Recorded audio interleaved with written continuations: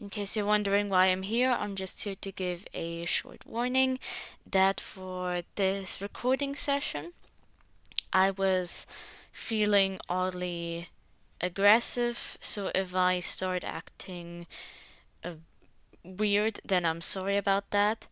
I do talk about it a little bit during the video, but uh, I just noticed that I was a bit aggressive there.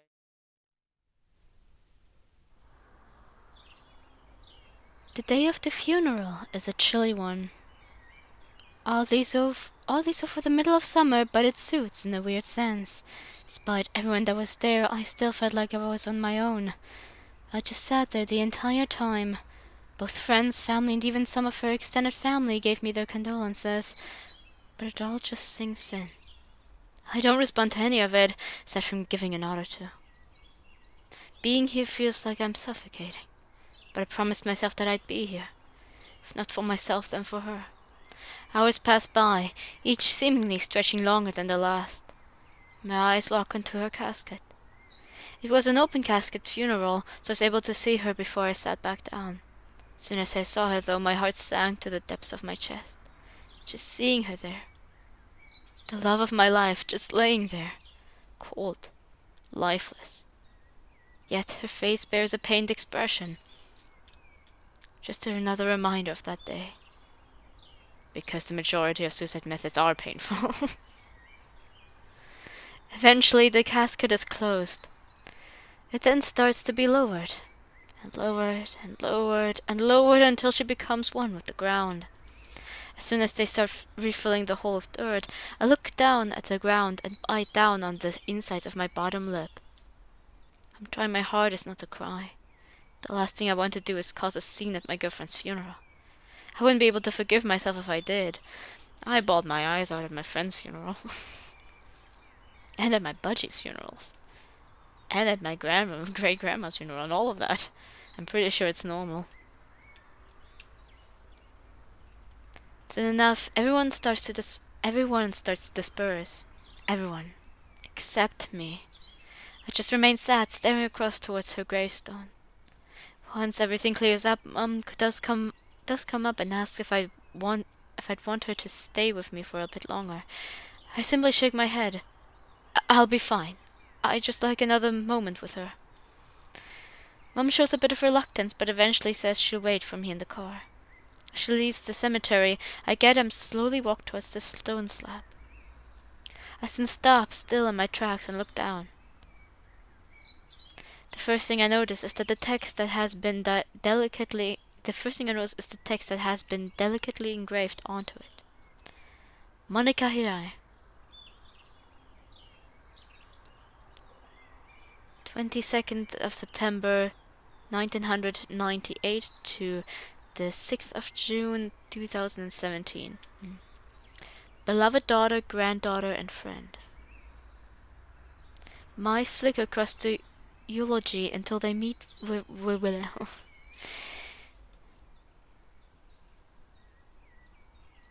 think there's someone still in the hall.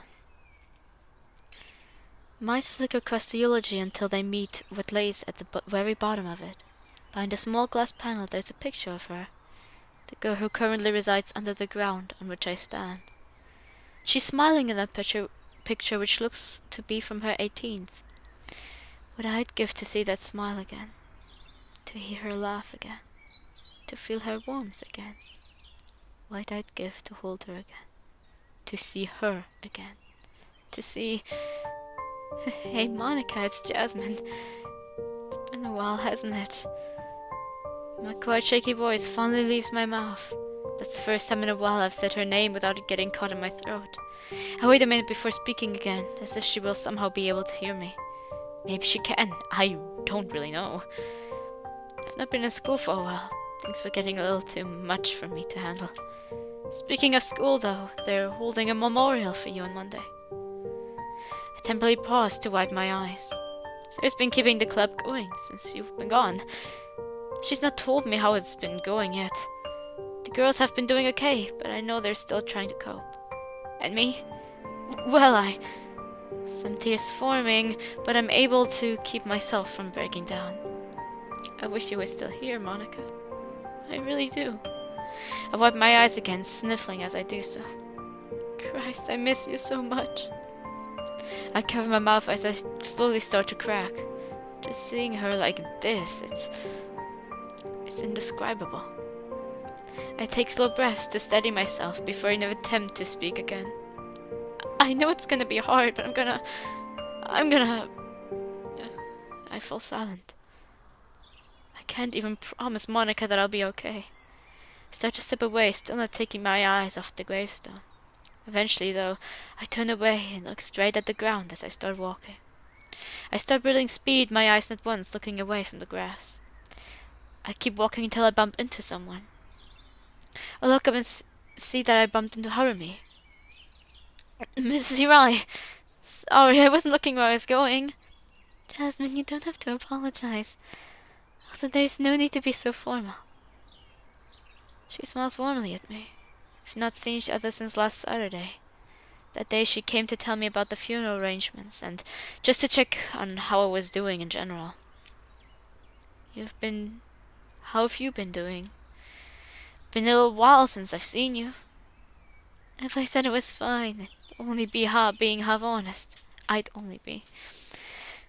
I'm alright some days, but I'm still struggling to process everything. Like, one day she's telling me she's okay, and the next day I find her. It's the mother's worst nightmare. It depends on the mother, really. I can't imagine what that was like. And when I had to tell you, God, you sounded so heartbroken. I know it. I was. I still am. And I think it's gonna be a long, long time until that feeling goes away. If ever. My voice is strained. I love her, I still do. But some days it hurts to think about her. I can never promise enough. I can never apologize enough for what happened. There's so much more I could have done. Harumi, it wasn't your fault. You raised an amazing daughter, and I'm incredibly grateful that I got to meet her. Seeking a way to shift the conversation, I look to my right and spot Daisuke. He seems to be smoking. How has he been handling things? I might not like Daisuke, but it would be rude of me not to ask. Harumi looks over to her husband and then back to me. I don't know how to explain it, but he seems completely unfazed by everything. Again, how he treated Monica, I can't seem surprised. But even then, I at least thought there would be some semblance of emotion in there. I again looked to my right. To my dread, Daisuke spotted us and I started walking over. Harumi, what's taking you so long? He sounds agitated. When he looks over at me, his brow sharpens, almost like he's angry at the fact I'm talking to Harumi. I'm talking to Jasmine. Is there an issue with talking to her daughter's boyfriend? Harumi's tone is just as sharp. Daisuke keeps his eyes locked on me. I never said there was an issue with it. I just want you to hurry up. Was that last part directed to her or me? I sighed and looked directly at him. There's a myriad of things I want to do to him. I want to ask him how he can live with himself despite everything he's done. Part of me wants to beat him to the ground for all the pain he's caused, but he doesn't even deserve that. It would be too much effort. Plus, would I be able to forgive myself if I did cause a scene at Monica's funeral? I doubt it. Look, Daisuke, I get it. You don't like me. First off, don't worry, that feeling is very much mutual. Second, whether you realize it or not, I care a great deal about your daughter and your wife. Certainly a lot more than you seem to. There's so many things I want to say to you. But unlike you, I actually have something you seem to lack. And that be respect for your daughter. My tone gets noticeably sharper and more direct. Daisuke scowls at me, almost like he's about to rip my head off. He goes to say something back, but keeps quiet. He eventually just storms off, glancing back and forth at me. Hopefully it's the last time I have to see him. I then snap my head back to Harumi. I'm sorry about that. I don't know what came over me. It's okay. It's honestly kind of relieving to hear someone talk to him like that. There's a moment of silence between us. I should probably let you go now. It's been lovely seeing you again. Likewise. If you want to chat, you can always come over. I might have to take her up on that offer, if I don't go mad first. If I have the time, I will. I managed to give her a warm but still very forced smile. Hermie gives me a hug before we part ways. Her presence is quite comforting, yet does little to quell the storm slowly brewing in my mind. I then start the walk back to my mother's car, returning my gaze to the floor. When we got back home, I went straight upstairs. I didn't even bother getting out of my suit. I just went up and started laying on my bed, staring up at the ceiling. Today went surprisingly better than I had expected. I didn't even have a complete meltdown. I guess that's a plus. My brain keeps replaying the events from the past few weeks. Monica killed herself. I had a panic attack in the middle of school. Got a psychiatrist referral. Hermie came down to me to let me know about the funeral. I look over to my cabinet, my eyes focused on the first drawer. I know it's in there, and I suppress the urge. I can't. Not now. I breathe in, and I breathe out. I breathe in, and I breathe out again. Fuck. I am a wreck. I reach into my pocket and pull out my phone. I bring it up to my face and turn on the screen. There she is.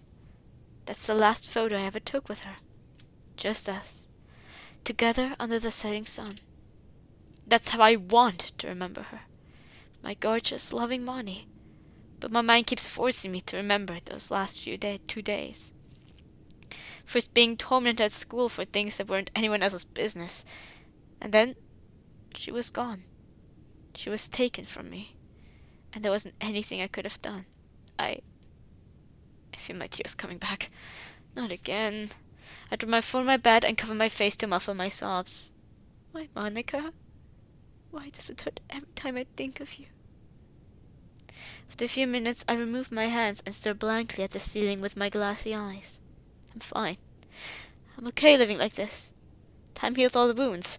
That's what they all say, right? I then hear a knock on my door, causing me to frantically sit up. It's open! The door opens and Mom walks in. Hey, how have you been holding up? How are you holding up? She looks at me with with worry very present in her gaze. I'm managing. But I'll be okay. Mom paces around my room for a bit. Are you alright? She sighs. It's the office. They're wanting me in tonight. By the sound of it, they're wanting me on another business trip. Oh. Could they get anyone else? I did check. By the sound of it, everyone else is either sick, off on leave, or busy. I even tried to get it rearranged, but no. Toyama's being insistent, up to the point that it's pissing me off. She lets out an exhausted sigh. On the bright side, she won't have to put up with you. I'm sorry for the short notice. Mom, you don't have to apologize. You can't help it. I should be able to manage on my own for a few days. That's bullshit and you know it, Jasmine. You promise? I quickly nod. Yeah, I'll be fine. It should only be a couple of days, right? I'd be leaving tomorrow, and I wouldn't be back until Wednesday evening.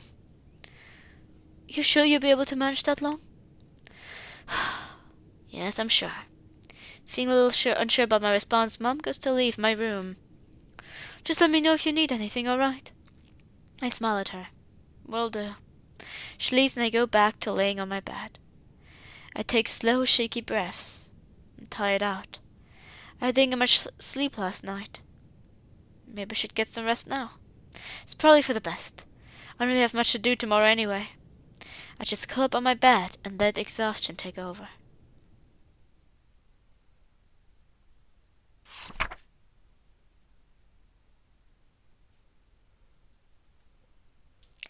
The dream. Last night, I had a dream about you. In this dream, I was standing right beside you, and it looked like how I remembered at last. A memory of the past, just us two in a crowded room. Despite the crowd seeming busy, I could only hear you, the one who would make my heart swoon. But then everything began to dissolve into nothingness. The crowd, the room, and then you. Before I knew it, the stream was all gone. I also wrote like poetry after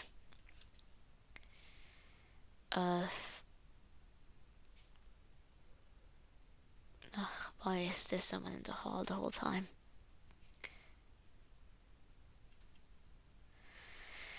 What I wanted to say is I also wrote a lot of poetry after the incident, and still do about the incident.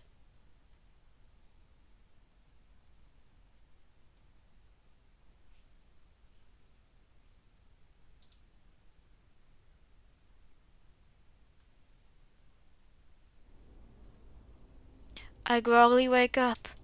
I didn't sleep too much, but I got a little bit more sleep than I did on Saturday. At this point, any sleep is sleep. I check my phone. Sunday, 6:32 a.m. I sit up and run my hands over my face. I just stay there for a moment, my eyes slowly readjusting to my surroundings as I look around. After a few minutes, I get up and make my way to the bathroom.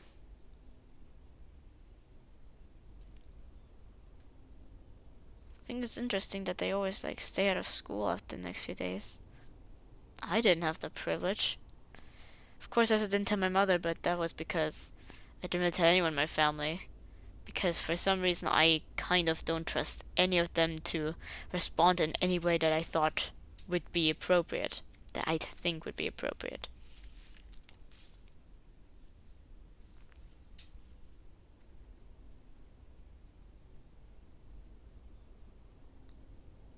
I take off my dirty pajamas and let them slump onto the ground.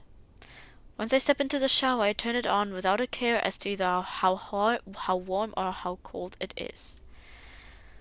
As I feel the lukewarm water rain down, I just allow it to soak into my skin. It's actually pretty soothing, but only for the body. The thoughts from yesterday continue to circulate through my mind. Thankfully, I'm able to keep more of the depressing thoughts from fully taking control of me. Some come through, but I'm able to keep most of them at bay. I sigh as I look down at the marks on my left wrist. And fine, they'll heal. I'll heal. I keep to myself that as I clean myself. When I'm finished up, I turn the shower off. I then fetch a towel, dry myself, then wrap it around me and head back to my room. Switching the light on, I head towards my closet. I open it and grab some loose-fitting clothes. I quickly throw them on and shut the door. I then grab my towel and go to leave my room. But I don't leave straight away. I grip my towel firmly. My eyes drift towards my closet, more so they handle. I focus on it for a good minute or two. My eyes then look back to my towel.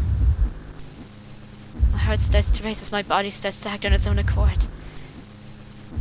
I rush towards my closet and start to tie my towel around the handle. My hands are clammy, but I'm able to tie it into a makeshift noose. I then grab the towel as firmly as possible. Hurry up, get it over with. I just stand there shaking in place. Quit stalling. You said you would do anything to see her again, didn't you? I can't. I release my grip and fall back to the floor, frozen both shock and disgust.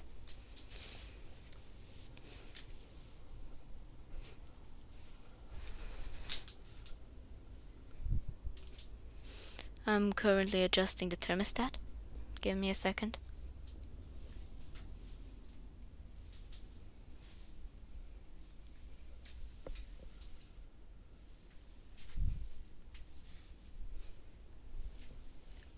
I did that a few times.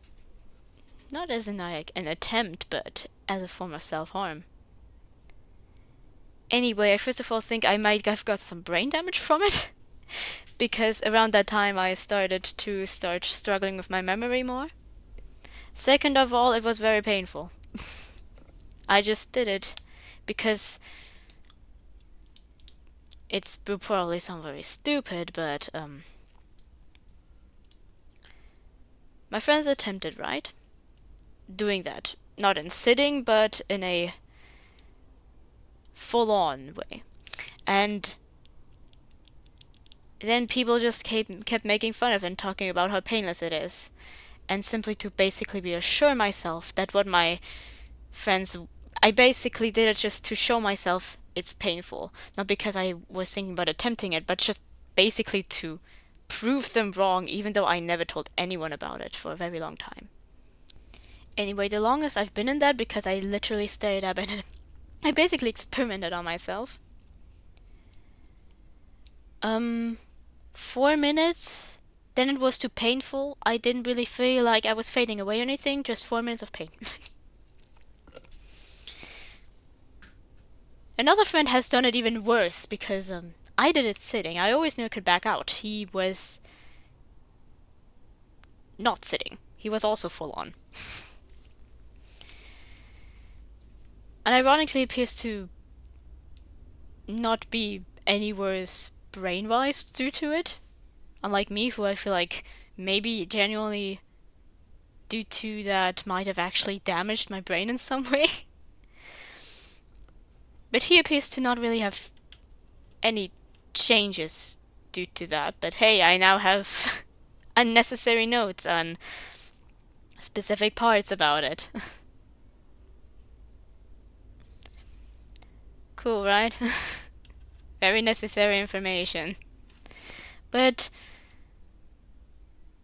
honestly, things like this, I don't know if they exactly trigger me, because I don't feel triggered like an, oh no, I'm scared now. For some reason, I'm angry right now. And I can't tell why I'm angry right now. So I felt like maybe I would share it. I'll talk with my friends later to see maybe why I was angry. Maybe because they keep representing it as something like they can never pull through with it. Instead of them starting and realizing how painful it is, because that was the most reason for why most of my friends backpedaled during their first attempts. And maybe I wish it was brought up at some point finally.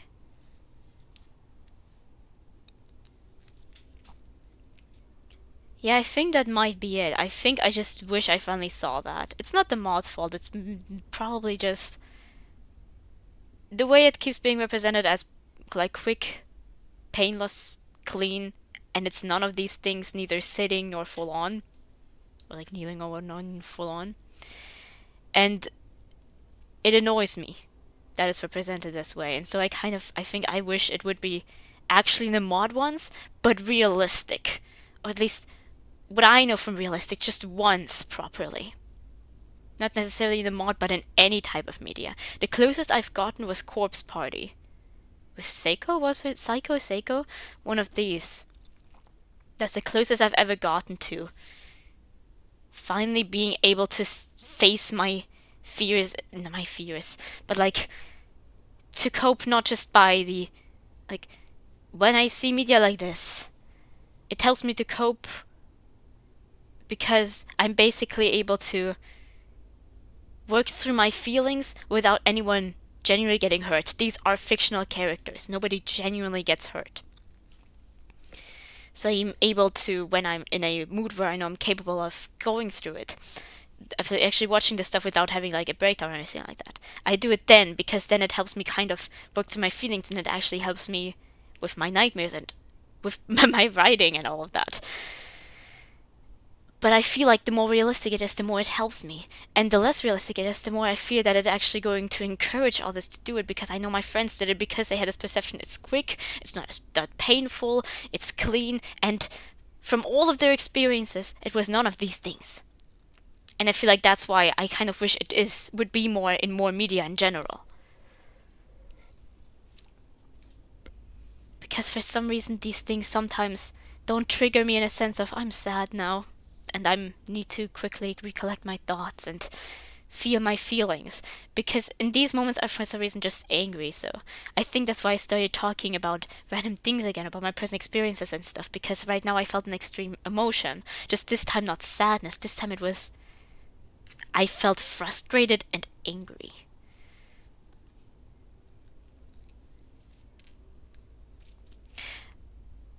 I just stared at the towel hanging from the handle. No, I wasn't just about to do it. Surely not. I shake as I stand back up. I'm starting to slowly calm down again. I'm going from angry to more sad again. And you know what? I prefer that. Sadness, when I cry, it helps me. When I'm angry, I don't really know anything. As far as I'm concerned, anger doesn't help me with anything. I'll have to put a trigger in the description for that conversation as well. But I do feel like I want to be open about it. There are some friends who don't know about it. There are a lot of families that don't know about it.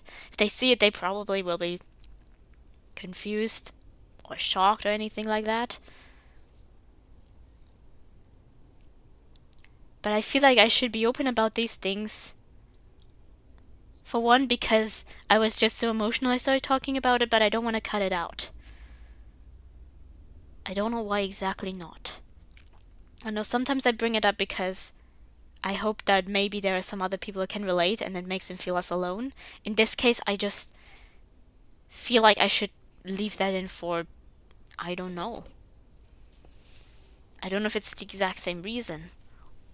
Or if I just want to be able to express myself to more people than just my friends in that way. About these experiences.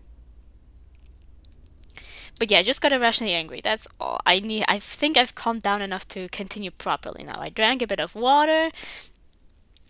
I got my feelings out. I'll probably make another chapter for this so that people can skip over it. Because it's literally just me being angry for no reason. Or like, there is a reason, but I don't know if people can relate to that all that much. I know one of my friends can. He gets even more angry. But yeah. Apologize. Not long after I do though, I rush to the bathroom just in time to vomit. The stench of bile fills up the bathroom. God, just what the hell is wrong with me? How can I be that desperate? I start to cry loudly into the ceramic bowl, my sobs reverberating around the room. It hurts to breathe after a while. I eventually sit against the bathroom cabinet. Well, less sitting, more slumping against it. My breath slowly starts to settle. I stand up and immediately head downstairs. By the way, for me it's a new day as I'm filming this portion of the video, so maybe it's just also today, because I know the previous days I was a bit more emotionally reacting. Right now I just feel like I'm more angry, and I already noticed that in the morning I was more easily aggravated, so maybe today is just a very angry day. I don't dare look back into my bedroom. Not now, anyway.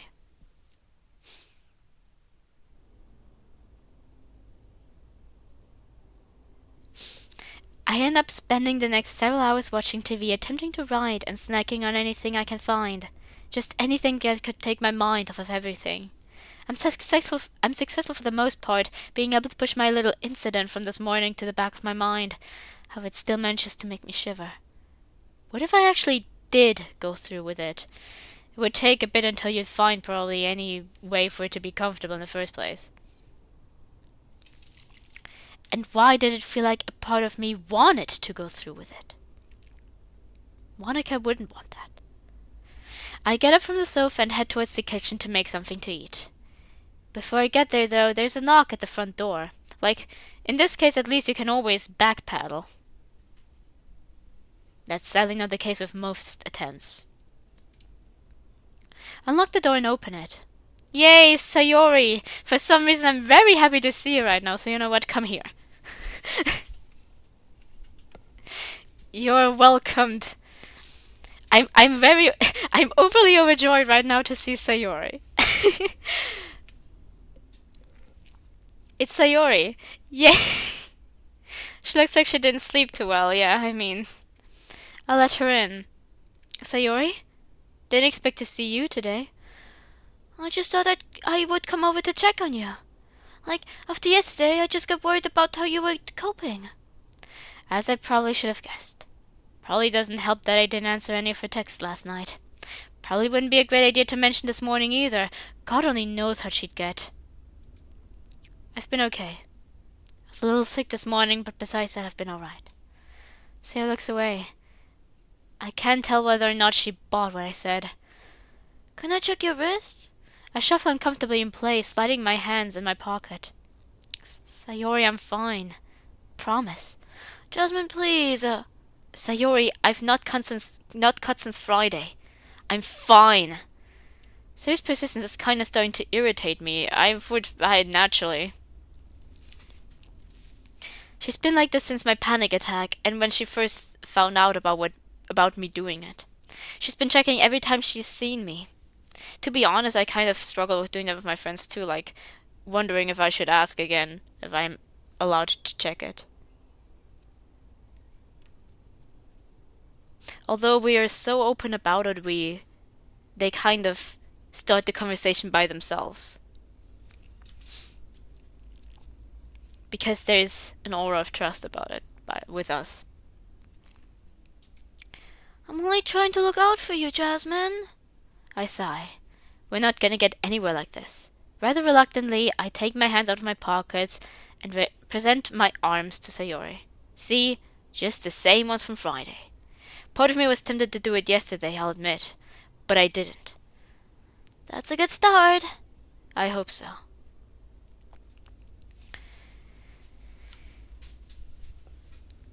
Considering this morning, I doubt it's going to stay that way. So, I was gonna do myself something to eat. You want me to do you anything? I mean, if you're offering, I can't really say no. The pair of us then walk over to the kitchen. Sayori takes a seat at the table whilst I go to the fridge to pick something out. Bacon should do nicely. Taking the packet from the fridge with me, I then go over to the stove. I grab a clean pan, but put some oil in it, set it on the hob, turn the gas on, and light it carefully. Then, after the pan's heated up for a bit, I finally put some bacon on. Whilst it's cooking, Sayori speaks up. Where's your mom? I thought she'd be up by now. She's on a business trip in Tokyo. I've got the place to myself for a few days. She's clearly concerned, and she has every reason to be. Sayori, what is it? Nothing. Sayori, you know you can tell me if something's bothering you. It's just that with everything that's happened lately, I just want to know you're gonna be safe. I give a heavy sigh. Sayo, I'll be fine. It's not like I'm gonna set myself and the house on fire now, is it? Sayori doesn't seem to take my comment lightly. Please don't joke like that. How was I joking? I put my focus on the bacon, eventually finishing enough for both myself and Sayori. I butter some bread, assemble the sandwiches, and then hand a pair to Sayori. The pair of us start to eat. We remain in a tense silence. Sure, Sayori and I have had slight rifts in the past, but this silence is unlike any other we've had before. I sigh. Sure, I may be annoyed with how persistent she's being with all this, but I know she cares, and to some degree, that hurts just as much. They all care, and I'm hurting them. And all I can do is make excuse after fucking excuse. I go to say something, but Sayori goes up to the bathroom before the word can leave my mouth. As I wait, I can't help but worry about if she checks my bedroom. I can't remember if I untied the towel from around my closet door. If she walks in, she'll start to piece everything together. My heart beats frantically as the floorboards creak. My bedroom is right above the kitchen. To my relief, though, Sayori comes down not long after she had gone up. But still we don't talk. Some time passes, but then Sayori looks towards me. So about tomorrow, I'm going in. I give her a direct answer. Sayori raises her brow in what seems to be a mix of confusion and concern. What is it now? Remember what happened? What's happening tomorrow, right? The memorial? Yeah, I know. Mainly 'cause you told me. The thought hasn't left my head. Sayori looks away from me. My right hand starts to shake. I can't keep hiding from what happened. I just gotta sit there for who knows how long listening to people singing Monica's praises and saying how much they'll miss her. Almost the most part of the audience couldn't give least than two shits about what she was going through. Who knows, maybe those girls from her PE class will be there to crack some tasteful fucking jokes at her expense. Jasmine, you're thinking about it all wrong. Am I? Or do I just remember how cruel people in that school can be? Are you listening to yourself right now? I stand up from my chair and start to pace around the room. I even use my free hand to prevent the other one from shaking. Do you remember how bad she got that day? Were you worried about what happened to her? Of course I was bloody worried! You don't just hear about one of your closest friends storming out of their class and not get worried. Zoe's only raised her voice at me a few times in the past, but never with this much intensity. I leaned against the kitchen counter. Sayori, you weren't having to stay up most nights worrying if her dad was going to beat her that night. You didn't have to spend a whole day wondering why she never called you back. And her mother didn't have to call you up to tell you that she killed herself. I can feel tears starting to sting my eyes. I'm trying my best to keep my composure. I turn away from Sayori and look down to the counter, lightly shutting my eyes. I know you're still upset about Monica. I'm still upset. It broke my heart when I first heard about what she was going through. That's why I'm trying to tell you not to come in tomorrow. Because I know that it'll only make things worse. I'm going in. I already said I'm not hiding from it anymore. I'm just trying to Sayori, would you stop babying me every fucking 5 minutes? My voice cracks as I bang my fist against the counter. I turn to face her, tears streaking down my cheeks. Do you realize just how exhausting it all is? Everyone telling me how worried they are. You're constantly checking my arms, even waking up most days. I'm bloody sick of it. As I continue to speak, my voice grows more and more shaky, and my heart starts to beat more erratically. I don't mean to yell, but I'm tired. I'm so fucking tired. Once more, I turn from her and lean against the counter, this time hiding my eyes behind my palms. I could have lost my temper at anyone, but of course it had to be Sayori. I feel her come up behind me and rest her hand on my shoulder. You should go. I'm not leaving. I remove my hands from my eyes and look straight at her. As I speak, I'm barely holding back my tears. I'm not asking you. I'm fucking telling you. You should go. Please. No, I'm not giving up on you! Sayori pulls me into a tight embrace. It takes me a while to reciprocate her embrace, but I eventually do. As I cling to her, I press my mouth against her shoulder as I attempt to muffle my sobs. I feel Sayori run her hand through the hair of the back of my head. We're all here for you. And no matter how hard it gets, we'll always be here. Again, I know she cares. And aside from Monica not being here, that's the part that hurts. Sayori already has her own demons she's fighting. She doesn't need me to make things worse.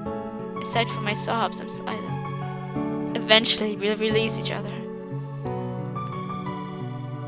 I hope you know I meant every word of that. I wipe my eyes.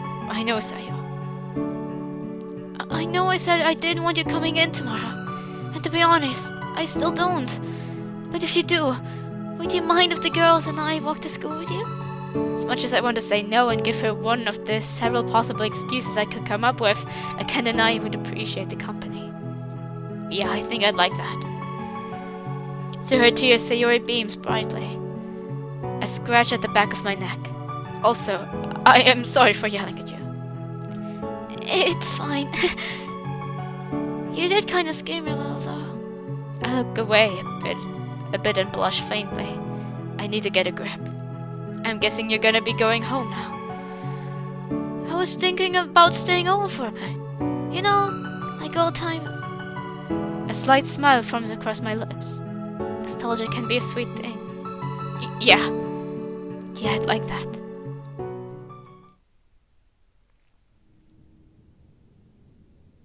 Sayori stayed for the next few hours. Staying true to her word, she asked both Natsuki and Yuri if they wanted to walk with us home tomorrow. Luckily for us, they're more than happy to. After she left, I went upstairs and was able to bring myself to untie the towel from my handle. I ended up dumping the towel back in the bathroom. As for now, I'm laying on my bed looking up at the ceiling. Today seemed to speed by, but then again, that's just weekends in general. As I try to relax though, I can't help but think about the memorial tomorrow. I know it told Suri that I'm fine coming in. A good chunk of me is still sure of that fact. I desperately want to move on from the pain of Monica being taken away from me. But there's just another part of me that's wondering if I'm trying to force myself to move on too soon. Feeling exhausted, I try to close my eyes and get some rest.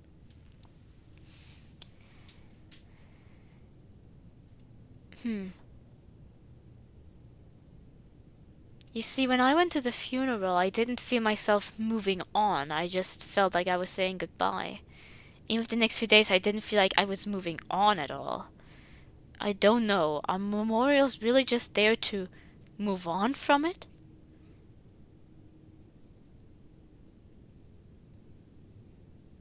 It's like being held in one's memory, more or less. But I never really felt like they're just purely to move on. I don't know, maybe it's just my personal perception of how I deem things. That's probably it, because, like, with grief, everyone handles it differently. Some people just never get really all that angry. For example, it feels like they're trying to do the grieving process again with anger and all of that. But not everyone gets angry either, and it's like different for everyone, so. I'm assuming for some people the memorial already is the part where they feel like they should move on. But no matter if I went to school even though I was feeling like shit, no matter if I was going to their funeral, no matter if I was writing about them or drawing things that reminded me of them, or a lot of my books are inspired by things I have seen and heard, of course, and of course my own creativity mixed in, because I'm pretty sure I never have seen a world that is completely separate to us, like a fantasy world. But like, I never felt like I was trying to move on then already. But maybe it already represents moving on to others, I suppose. If feeling exhausted, I tried to close my eyes and get some rest. Try your best.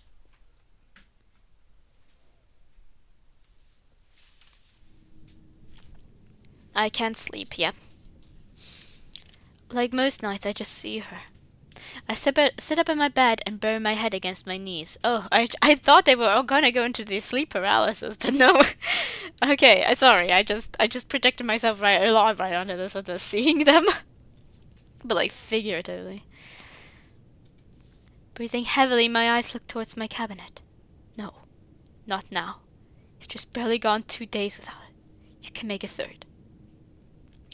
I force myself to look away, burying my face deeper against my knees. If I can't see it, I can't be tempted. Right?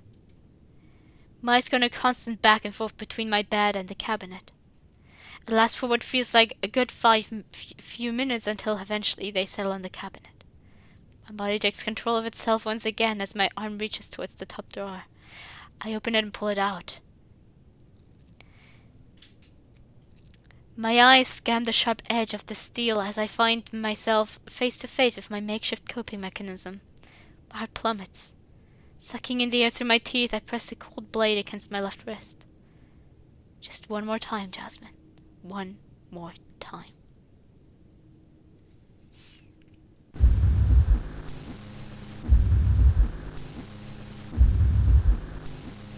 I find myself in a dark hallway. I keep walking, but the hall is never ending. It's a recurring dream I've been having. It's one I can't control no matter how much I try. I know whose house I'm in. Much like every time I've had this dream, I keep walking, trying every door to no avail. Eventually, though, I come across the door I always do.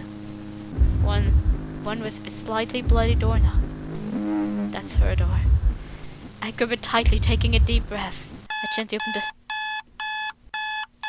forced awake by the sound of my alarm. Thankfully so. I didn't want to see that sight again. I checked my phone. 6:30 a.m. I'm actually surprised I managed to wake up on time. The past few times I've used an alarm, I've just slept through it. Maybe it's because I know the girls are going to be waiting for me. Maybe it's because of that. Whichever it is, point is I'm awake. I get up and fetch my uniform from the closet, silencing my alarm as I do so. Before I get my shirt on, though, I look at both my arms with deep regret. I was doing so well. It happens that you fall back on these things.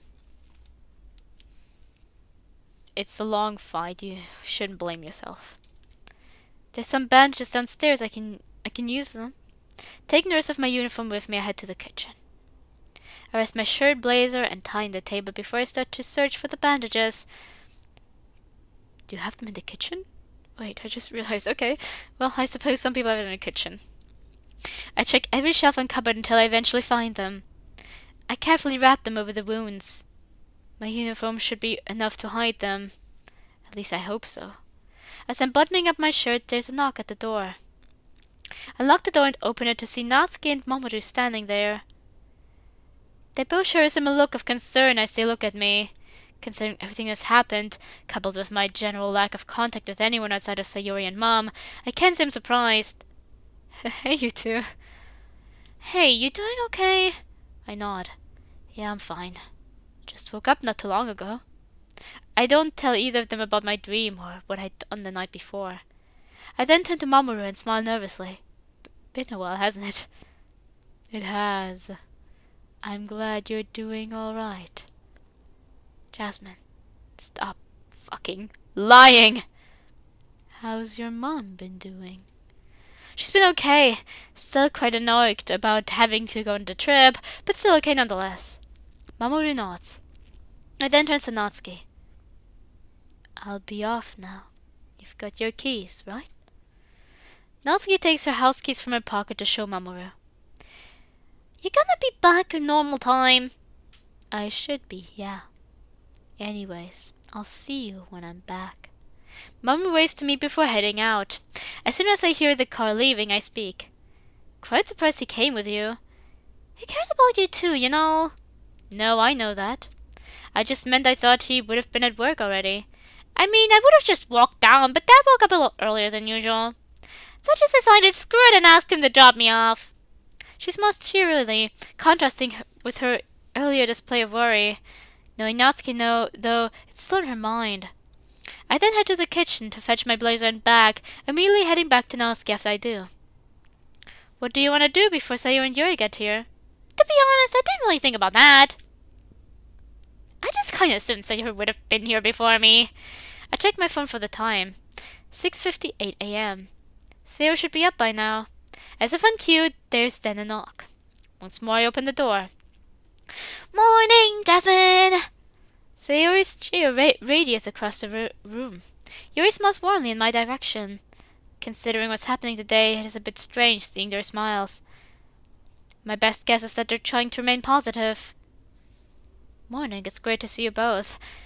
Anyways, we gotta get going? We're gonna get going? I know we would be considerably early, but I personally wouldn't mind having a slower walk. If that's okay with everyone. I mean, I don't mind. You two? I look towards both Natsuki and Sayori. I wouldn't mind that. Natsuki nods in agreement. The four of us then walk out. We initially start walking in the group, but I soon end up merely trailing behind them. I end up looking towards the ground. I know they're trying their best to remain optimistic, but I can't. No matter how hard I try to move forward, my mind just ends up taking several steps back. You can't move on. You never will. I look back up to the three girls. You can't keep dragging them along with you. I stop in my tracks and raise my hand to my head. Painful, irritating migraine shoots through the side of my head. My breathing grows heavy as I stand. Eventually, though, I'm pulled back to reality by a hand gently grabbing hold of my bicep. I look to my side and see Yuri standing there, her cheeks rosy and her expression one of worry. Are you alright, Jasmine? Seeing Yuri this close slightly flutters me. It's nothing. It's just a slight headache. Maya started forward to see Natsuki and Sayori way ahead of us. Just how long had I been spacing out? Yuri gently smiles towards the other girls and gestures towards them, presumably to tell them to carry on. I then see them keep walking till they turn a corner. Would you like to walk together? Considering how close she is, I don't think I have much of an option. Plus, I didn't really talk to her at the funeral. I mean, I'm probably gonna be awful company, but I wouldn't mind. The pair of us start to walk in silence. There's this feeling of awkwardness. I can't tell if it's because of how close she is, the small glances she makes in my direction, or something else. Knowing me, though, it's probably my mind making things worse than they seem. Not probably, that's exactly it. After the silence lasts a little longer, Yuri starts to softly speak up. So I know we didn't talk much on Saturday. So I just want to ask you how you've been. I already know the answer to that question, but it's something I can't bring myself to admit. I've been fine. Well, not completely fine. I did cry a little and threw up a bit yesterday. Besides that, I'm fine. I have to say, I didn't expect you to come in today. I was gonna have to come back at some point. I can't stay cooped up at home forever. And I certainly can't keep hiding from what happened. It's only after I've said that when I start to notice Yuri getting a little uncomfortable by my unknowingly harsh tone. Sorry I didn't. You don't have to apologize. I can imagine it's quite difficult, like, dealing with all this. I exhale. I remember Yuri saying that if I wanted to, I could talk to her about anything that was bothering me. Of course, it was before Monica. Surely the offer would still stand, right? It is difficult. You ever wake up in the middle of the night because it feels like someone's there only to realize you're alone? She wordlessly fumbles with a strand of her hair. Once or twice. But that was a while ago. Not that I'm trying to compare what you're going through to a silly little fantasy of mine. Yuri, it's fine. But that's how it feels most nights. I still feel Monica's presence more than I'd like to admit. And sometimes it's hard to tell whether or not that's a good thing. My breathing is slowly building speed once again. You loved her, Jasmine. Of course she'll be on your mind. Once again, I'm terribly sorry about what happened. A warm, comforting smile then comes over Yuri's face as she gently squeezes my hand. Never forget that I'm here for you, Jasmine. We're all here for you. The look in her eyes, that smile and her grip on my hand reminds me of how Monica used to be with me. Could she be trying to... No, you idiot, she's just being nice. My heart's beating like it wants to burst out of my chest.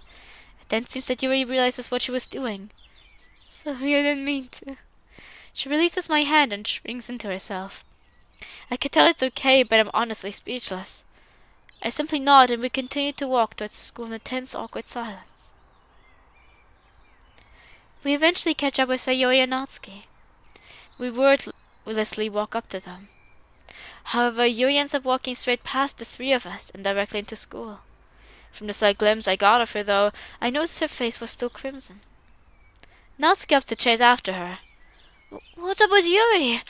I was talking about how I've been, and she just started holding my hand. As soon as she realized what she was doing, she just... I don't know. I guess she kind of freaked out. Sarah flashes me a worried glare. You still want me to walk with you? I nod and we continue on our way. As Sayori accompanies me to class, I can feel the eyes of all the other students etch themselves into my skin. They're staring with cold, shocked expressions, almost like they've seen a ghost. I bite the inside of my lip in a vain attempt to silence my conscience. There's whispers too. Whether they're about me or not, I don't know. But they're whispers nonetheless. Eventually, though, we make it to my first class of the week. Before Sarah goes off to her own class, I ask her one last thing. When's the memorial? My voice is dry, hushed, and monotone. I'm not too sure, but I'm guessing it'll be during the first break. I nod, my first My eyes drifting towards the door. I guess I'll see you there then? A silent nod is my only response to Sayori's downcast tone. After some slight hesitation, she slinks away into the crowd as she goes off to her own class. As for me, I just idly stand around, just waiting for the bell to ring. It eventually does. I sigh. Let's get this over with, I suppose.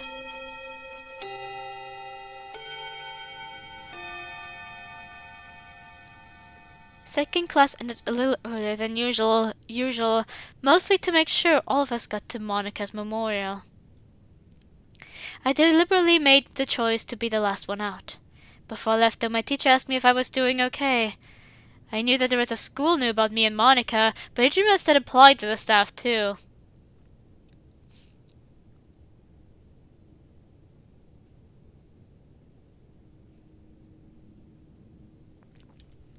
Of course, I told him I was fine. I'm fine.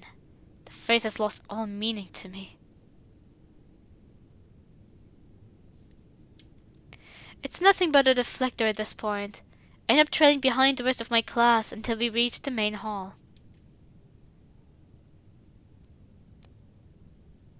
The hall is packed. From the many faces I can see in the crowd, I can spot Sayori, Natsuki, and Ryuji. I'm presuming Kotonoha and Kao will make their appearance soon. As I'm looking around, I spot an empty spot next to Yuri. Rather sheepishly, I approach her. She glances at me, but looks away just as quickly. As I sit down, Yuri's eyes lock with mine. I see a seemingly apologetic smile on her face. My eyes just fixate towards the front of the room. There, on a large screen at the front of the room, is a photo of Monica. We just saw it. I can feel my chest getting a little tighter just looking at her. Seeming to sense the shift, Yuri gently rests a hand on my wrists. I slightly wince in response, causing Yuri to look away with a more concerned expression. What is it? She goes to say something but stops herself. Presumably she was going to ask about my arms. Eventually, though, she speaks up. Are you still mad at me? You know, about this morning. What? Yuri, I wasn't mad at you. I think of what happened this morning. Is that really how I came off? I wasn't mad, I was just surprised. Regardless, I'm sorry about this morning. I nod wordlessly before speaking again. Once more, my voice is monotone. You don't have to apologize. My eyes still leave Monica's picture. From the corner of my eye, I see Yuri look towards the picture and then back to me. She then places a hand on my knee. She speaks softly. We'll get through this together, Jasmine. We lock eyes for a moment. Before I can say anything else, though, someone at the front of the hall clears their throat over the microphone. The pair of us look forward. Looks like the memorial is starting. Several minutes drag on, each one feeling more and more like an eternity. Staff, members of the school council, and other assorted students come up to talk about Monica. Whether it was about how she was in class, how they met, or some other memory associated with her, the stories keep coming. I know their intentions are good, but the whole thing is just another painful reminder that she's gone. Well, it isn't a memorial for you, it's for everyone there. And for some people, something like this can in fact be relieving. I keep rushing through a myriad of emotions and thoughts through the whole ceremony. Not to invalidate his feelings, he's completely valid in feeling... he's completely valid in feeling like it's just the painful memories keep coming up that she's gone, but I know their intentions are good. It just sounds like they are, trying to intend anything, towards... their intentions seem to be not directed at, with... I know their intentions are good, just sounds like he's applying it like it's trying to comfort him when that's absolutely not the case here. They're trying to genuinely get that off their chest or towards others who knew her as well, because she was quite popular, right?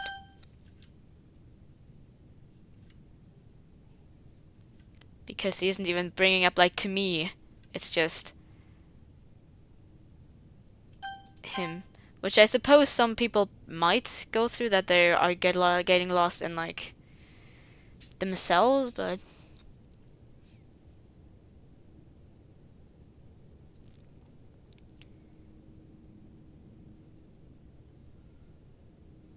it just felt off to me.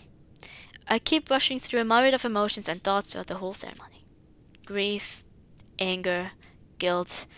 There's too many to list. One thing that is constant, though, is the underlying feeling that I'm going to be sick. By some miracle, I'm able to hold back my tears. Tears I so desperately want to release. I do have to wonder, though, in another life, if I'd been with either Yuri, Sayori, or Natsuki, and I suffered the same fate, would the school still care this much? Did they even care about Monica? Like, did they genuinely care? Or is this whole send-off just another display of false sympathy? Given the fact that she had like a lot of friends as well, I wouldn't be surprised if there's just like a lot of people who do in fact share fond memories of her, and for them it's like, this might feel relieving. Like, I need to hear any more of that. They didn't know her like I did. You can cherish someone from knowing them very, like you don't even want to I don't want to go on a whole rant here, because that's just like probably the anger part of his grief speaking again as well.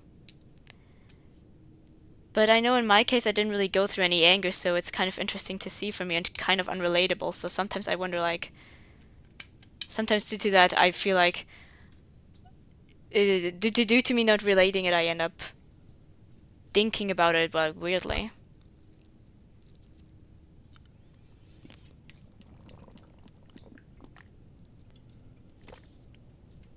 Like, if anyone in my school back then had died, no matter what way.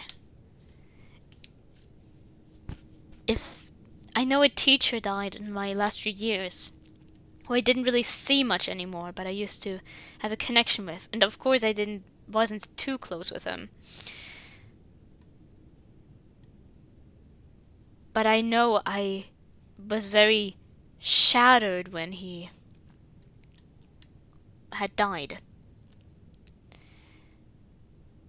And I just know, even if it was with my classmates, of course I wouldn't be as heartbroken as how it was with my friends. But, with my friend, luckily. Luckily, quote unquote, it was just one, but it would still be painful, even if I didn't know that person all that much. My breathing quickens, catching the attention of some of the students near me, especially Yuri. I tried to fill my head with happy thoughts to keep myself sane, but that's the issue. For every happy memory I have with her, it all keeps leading up to that day. Yet, it does feel like that, especially at the beginning. I'm at a point where I can enjoy the memories without always just going back to the fact that he's gone. Of course, there's still this underlying feeling, but at the beginning it was much worse. Because now I can someone look back and actually just look at it as well as just, I'm glad we had that time together. Thankfully, it all soon comes to an end and I get up to leave. Maybe I'm also like speaking this much because of my easy irritation. I wonder why, because I actually slept pretty good tonight. I slept more than usually tonight. Nothing strange happened. Whatever. On the way out of the hall, each student is handed a pamphlet about mental health. Well, one mostly about depression with a bunch of suicide prevention hotlines at the end of it. I appreciate the sentiment, but what Monica was going through went beyond that.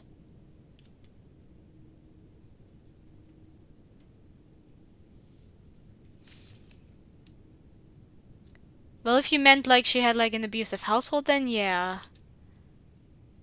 And if you mean that suicide prevention hotlines aren't always that good, then yeah. But I don't really know how to take that line. Maybe I shouldn't be reading into it too much. Shit, I'm going to finish the mod today and I'm more irritable than usually. That's going to suck. Well, whatever. I can always change a bit of my review later on when I notice I was too harsh on something. Like, add like a little sentiment towards that. Whilst everyone else heads back to whatever classes they had, I decided to skip class entirely. Soon enough, I found myself at the stairwell that leads up to the roof. Before I can walk up, though, I hear a voice call my name. Jasmine! I turn around to see Natsuki running up towards me. She wears a look of worry. Let me guess. Yuri told you I seemed off and you wanted to check up on me. Natsuki's taken aback by my blunt delivery. Well, yeah. I figured as much. I sit down on one of the stairs and look down at the floor. Natsuki sits down next to me. Still, I remain silent. She nudges me. Please say something. I look up to meet Natsuki's gaze. My eyes glassy, I shake my head. What's there to say, Nat? I get up, still keeping my eyes on Natsuki. I gaze up the stairs. It's only a quick dash up to the roof. No, not now. Too public, too messy. Oh, don't worry, anything would be messy. Like most things would be. In my daze, I don't even realize that Natsuki had grabbed a hold of my blazer. Please don't. Her voice cracks. Either a coincidence or she somehow knows what I was thinking. I turn to face her, only for her to close her eyes tightly. Natsuki? I wasn't gonna. I go quiet. Even now I'm lying through my teeth. You're not gonna lose me, Natsuki. I hope not. Nats looks back at me, tears streaking down her face. I've already lost one friend, Jasmine. I don't think I could handle losing another. She stifles a sob as she takes a step away. Even now, in this state, I can't even truthfully tell her that I'll be okay. Despite how I tried to come off, I'm fully aware that I'm not okay. And the voice in my head only makes that worse. I barely make eye contact with Natsuki as I speak up again. You want me to walk you to class? She nods sadly. We then start slowly walking together.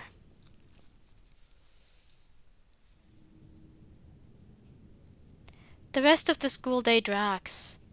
Even classes that would be quite lively felt more somber. My mind keeps replaying the events of the past few days and weeks. From the outside looking in, it might not seem like a lot of time has passed, but for me, it feels like a lifetime has dragged itself by. Minutes feel like hours. Hours feel like weeks. And weeks feel like years. All because of just one day. The day my life was flipped upside down. And all of this needless prodding from the other students and staff isn't helping. False sympathy. That's all it is. For the second time today, I'm overcome with a sense of sickness, with a deep pit in my stomach. My breathing goes deeper. My body is trembling. I start tapping my middle and index finger against my desk. I'm getting restless. I get my bag from under my desk and stand up. As I do, the rest of the class focus their attention on me. Jasmine, are you okay? I look towards the teacher, my body still shaking. Yeah, I'm just not feeling too well. I then head out the class and straight for the bathroom.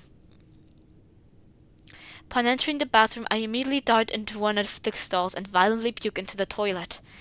It reaches a point that I start to feel a cramp in my stomach.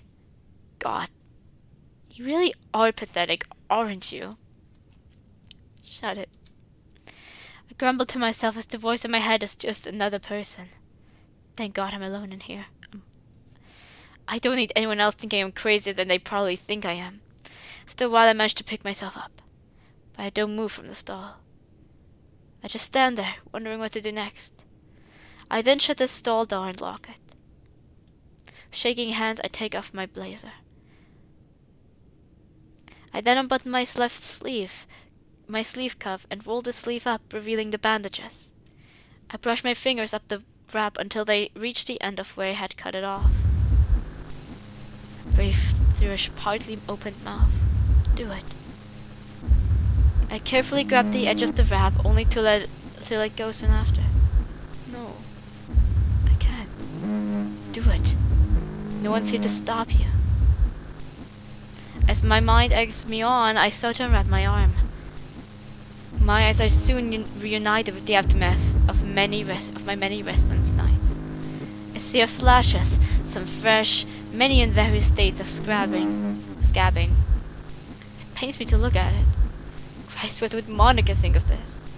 I don't know what compels me to do so, but I rub my thumb against some of the scabs. I then dig my fingernails into one of them. I wince, now breathing through my teeth. Quit stalling. Fucking do it! The bell then suddenly rings. And my surprise, I end up yanking one of my more recent scabs clean off. Gah! I banged the back of my head against the wall in blind frustration. As a slight bit of blood starts to trickle from the reopened wound, I yank my sleeve down and pull my blazer back on. I then grab my bag, unlock the door, and start the journey down to the literature club.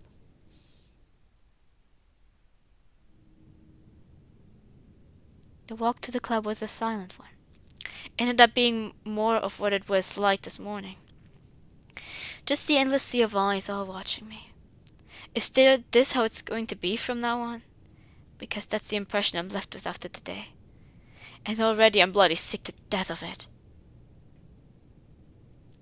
I open the door to an empty clubroom. The only other presence that greets me is the sparse sunlight peeking from the clouds and the muddled pitter-patter of the rain outside. I stalk towards the desk closest to the mirror and sit down. I stare blankly out of the window, silently watching the rain trickle down against the window pane. I shouldn't have come back. The only response I get is the deafening silence. Fully my mind was just as quiet. I know what it's beckoning me to do. I can't give in. Not again. Even though you eventually will. Leave me alone. I plead with my mind to stop. My head then snaps towards the door as it opens up. It's only Yuri. She seems deep in thought. When she opens her eyes, she averts her gaze just as quickly. I return to gazing out the window. The rains seem to have calmed down for the moment, but the clouds remain. My attention is then brought back into the clubroom by the sounds of Yuri's approaching footsteps. How are you, Jasmine? I shrug. Isn't the answer to that obvious enough? I'm fine, Yuri. I really am. You don't sound so confident about your answer. She averts her gaze once more as I sigh through a parted mouth, looking out the window once more. I saw how you were during the memorial. I know, Yuri. You couldn't keep your eyes off me. I'm trying to look out for you, Jasmine.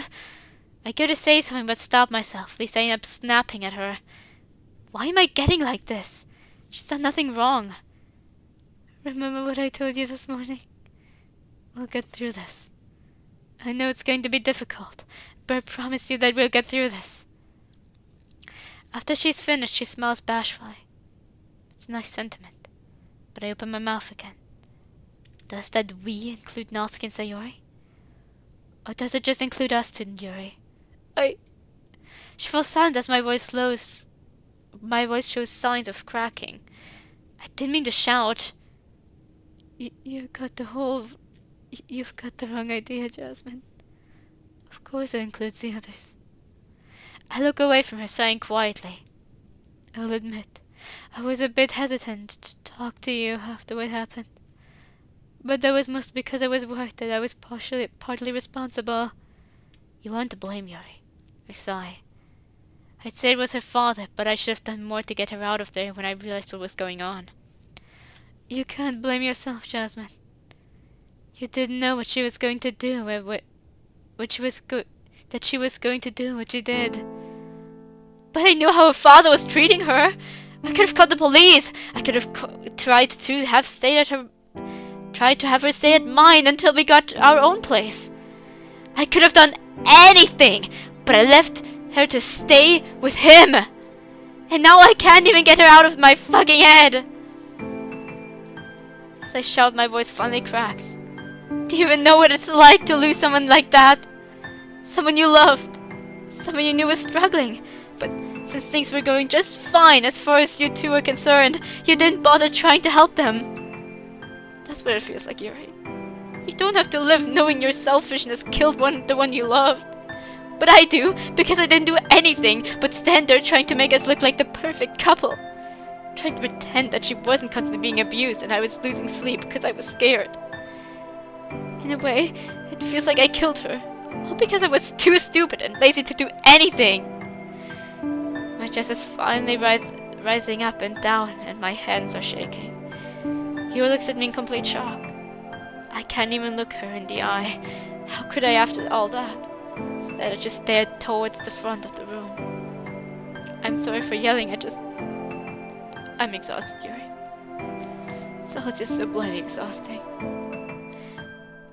Barely holding back tears, I turn my head to face Yuri.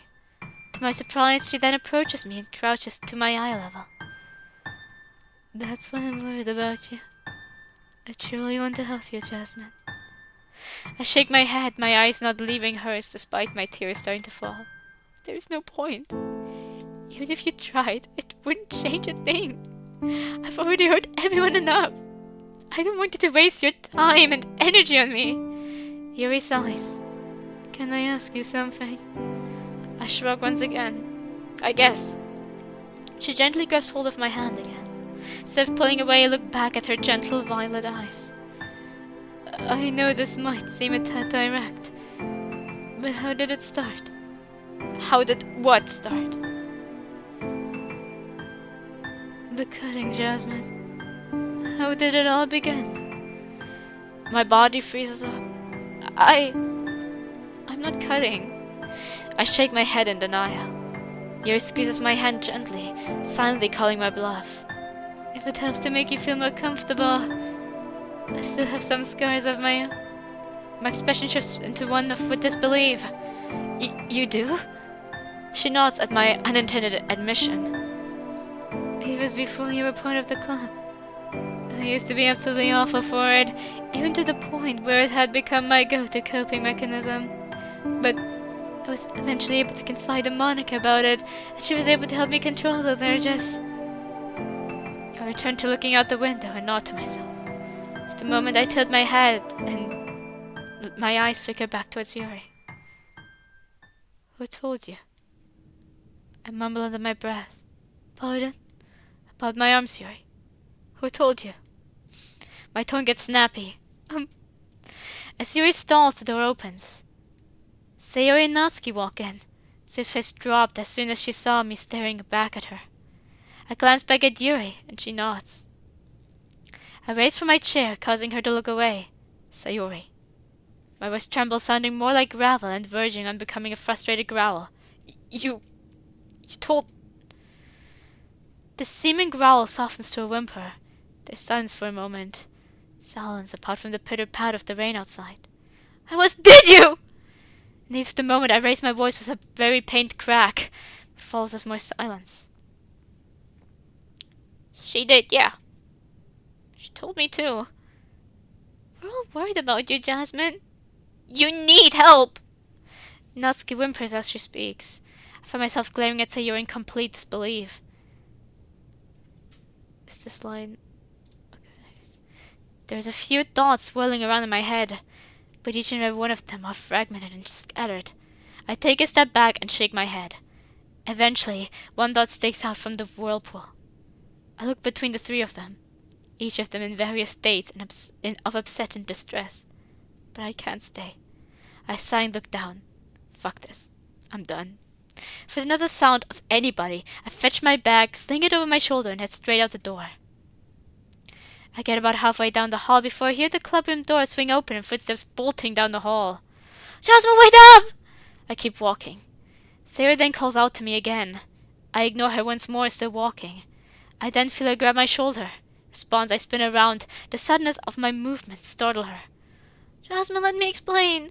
Explain what, Sayori? That I trusted you with something personal, only for you to tell everyone else. I didn't want them to know. Hell, I didn't want you to know. Jasmine, I told Nat and Yuri because I'm scared. They're scared. Guys, we're all worried about you. I I scoff. Yeah, so worried you'll go behind my back and... What was I supposed to do then, Jasmine? Let you keep doing it like there's nothing wrong with it?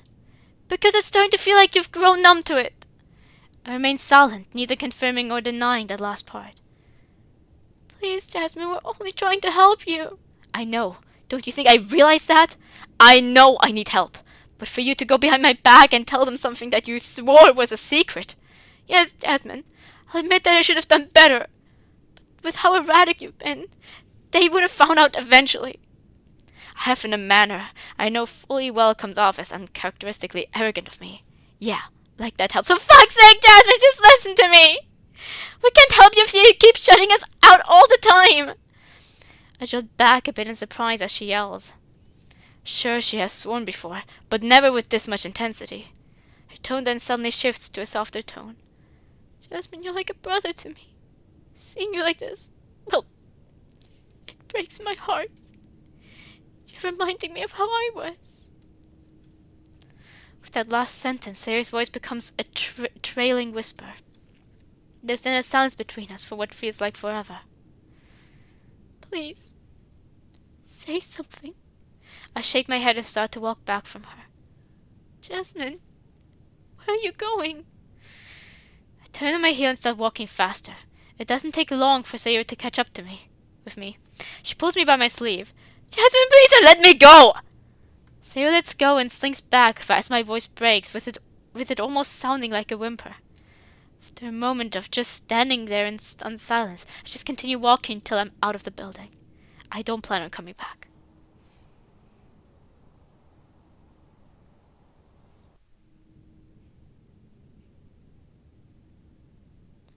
Once I'm in my room, I sling my back down against my cabinet.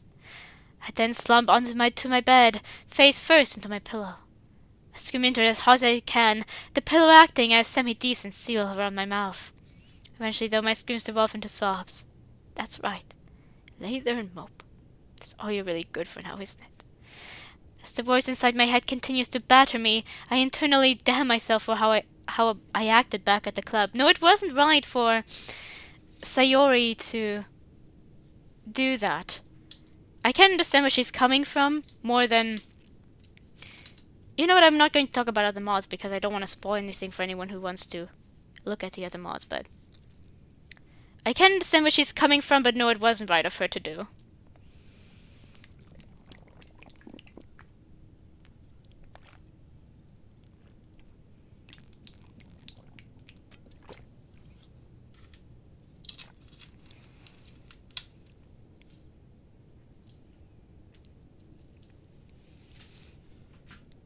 I feel like Sayori, if all people would know what it feels like. Like she said, she reminds her of how she used to be. But she isn't treating her like how Monica treated her, for example, in the side stories even.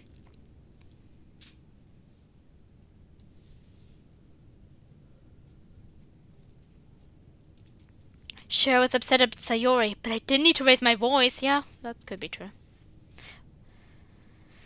But I need to focus. In his grief, anger is involved. I mean, I am angry about specific things and specific topics back come up and they were like misrepresented and stuff. Or like they're made into a joke, but I feel like that's less of anger of grief and just anger of generally related to... Like I was angry about these things before the event happened, so... I don't think it has anything to do with the grief. I don't even think it got any worse since the incident. I feel like it stayed about the same even. I'm such an idiot. I start to smack my head against my pillow. Such a stupid fucking idiot. I should have listened to Sayori yesterday. It was a bloody mistake going back. God, why do I have to be so fucking stubborn? Breathe out my mouth for a bit before turning around to look up at my ceiling. My breath goes shallow as my vision becomes blurred. I'm getting exhausted, so enough I let that exhaustion overcome me. I don't even care for how long I'm out for. I just need rest.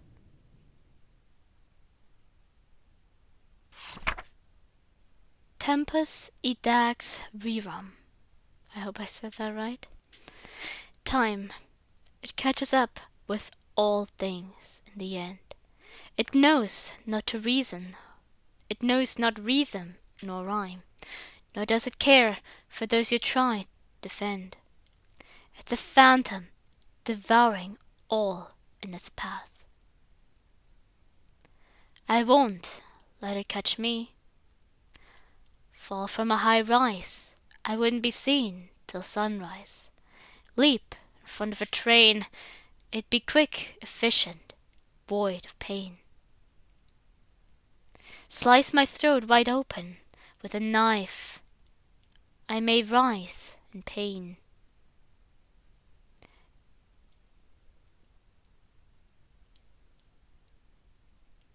It all runs through my head. Alas, time still looms overhead. I need an out. I'll soon see you. I'll outrun time before it can devour me too.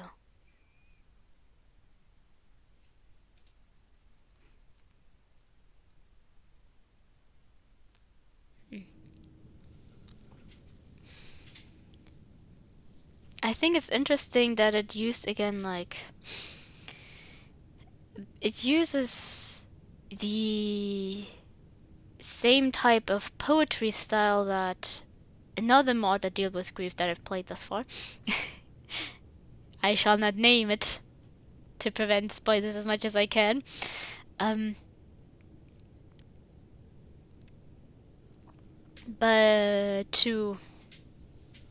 But I will probably mention them in my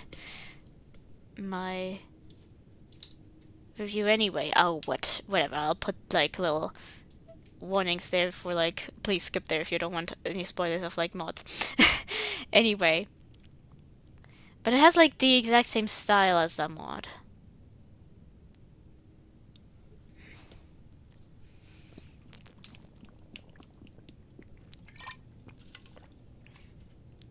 So it took me a bit of time to read that poem too, because I was lost in thought most of the time.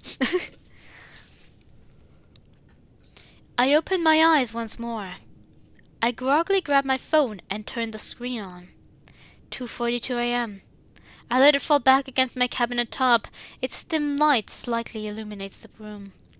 Rather sluggishly, I start to get up. Once I'm out of bed, I just stand there for a bit. I must have woke up about 3 times after I dozed off. Even then, my limbs feel numb.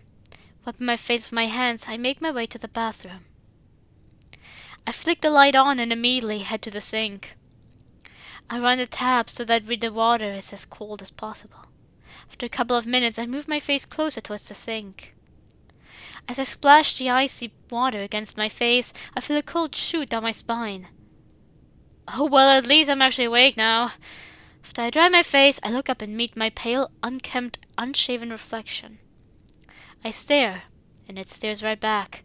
To some degree, I can hardly recognize the figure in the mirror. I slowly breathe out of my mouth.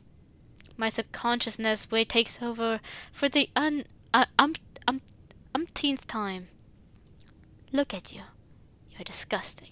Nothing but a shallow, miserable, disposable husk of the person you convinced yourself you were. Because, in the end, you're still that same mopey little fucker you were years ago. I look down towards the bathroom doors. I open one of the drawers. Peering into it, I notice some of Mom's old razors. Just break the plastic to get the blade out. Are you seriously that desperate to see Monica again? I slam the door shut and hold my eyes shut. I need to see her again. Yep, you're desperate. I look back up at my reflection. It stares back at me in disgust. Just leave me alone. Please. I need this. Of course you do. Sayori was right. You have grown numb to this. Keep her name out of your fucking mouth. Getting mouthy, eh? You've been doing that a lot lately, haven't you? Especially at Sayori. Just how the hell she has put up with you for this long? I bite my lip tightly. I begin to mumble to myself. Get out of my head. Please just get out of my head. My reflection simply laughs back at me and my pleas. The dry, crackling laugh echoes around the confines of the room. Eventually, though, aside from the faint noises emitting from the water pipes, it all falls silent. I start to step back from the mirror, my breathing slowly becoming more and more erratic. My fingers start to twitch. The voice in my head whispers to me, "If you're going to do it, then hurry up. Get on with it." I then turn and head back into my room. My erratic nature throwing me off balance, I wobble my way to my desk. I managed to grab hold of the paper I had scrawled onto whilst I was awake after my initial rest. I wouldn't really call it a poem, it's more akin to the tangent of a man at war with his own mind. Though, couldn't that be said of most poets? My eyes frantically scanned the scribbled lines written upon the paper until my eyes fixate on one line in particular. I repeat the line and its proposed scenario multiple times in my head. Quick, efficient, void of pain. That's not most suicide methods. I can't say for all because specific things... There are specific things... There aren't that many survivors, but there... But if you're talking about things like heights, there are survivors that can tell you that it wasn't fun. In short, the out I'm looking for. But okay, so he is thinking about the train station. Time to traumatize people. I know that's probably not something he's like thinking about right now because he's in that mental state. I know that.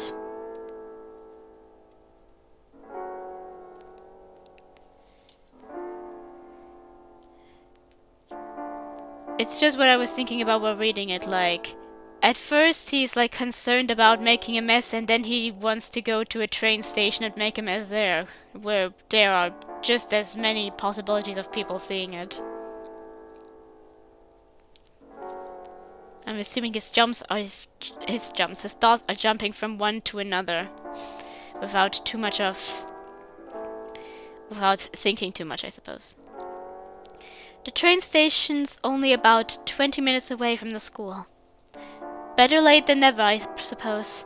Letting the paper drift out of my hands, I rushed to get my jacket from the back of my door.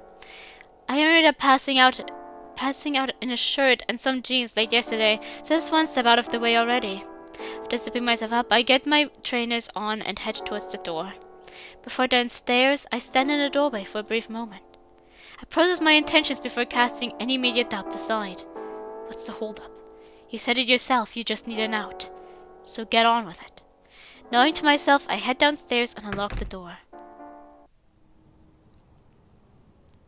I step outside. It's quite chilly out, rather so for summer. Then again, it is the middle of the night, so it does check out. I close the door, not bothering to lock it. I turn to my left and my eyes land on Sayori's house, focusing on her bedroom window. It seems the light is still on. I try to keep walking, but I can't keep my eyes off her window. For a moment I swear I saw a flash of coral pass by. Whether that's actually the case or a result of my lack of sleep, I'm not actually sure.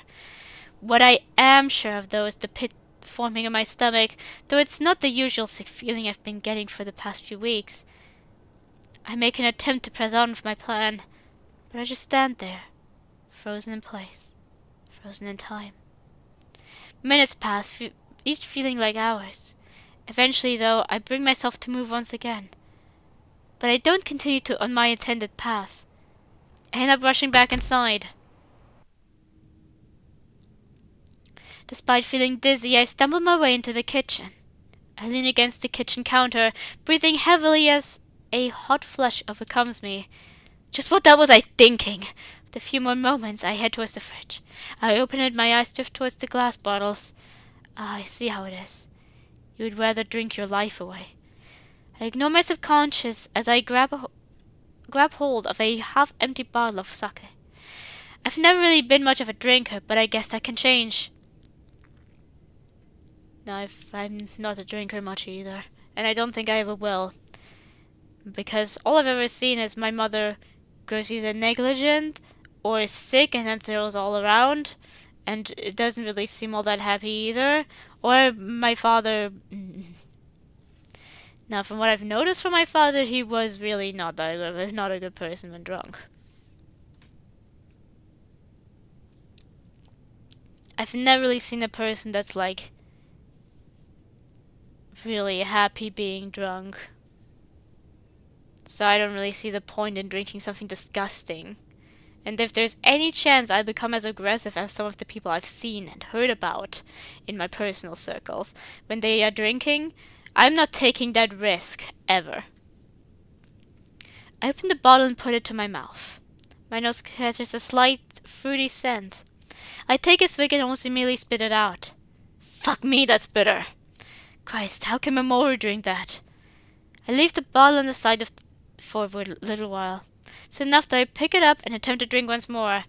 The bitterness remains, but I manage to drink more of the bottle. It doesn't take me long to finish it off. I go to leave the now empty bottle on the side, but my grip ends up slipping. The glass scatters as the bottle smashes against the lemon flooring. I stare down at the mess shortly before heading back upstairs. I get up the hallway before I stop in my tracks once again. Multiple thoughts pollute my mind. The vast majority of them would concern those around me. Hell, they even concern me. The thoughts keep swirling as I make a quick detour into my bedroom. It's a quick trip as I retrieve the knife in my drawer. The same one I've used each time before. Still drained by a slight blend of my dried blood and tears. I hold it up to my eye level, my breathing slowly growing deep and shallow the longer I gaze at its steel blade.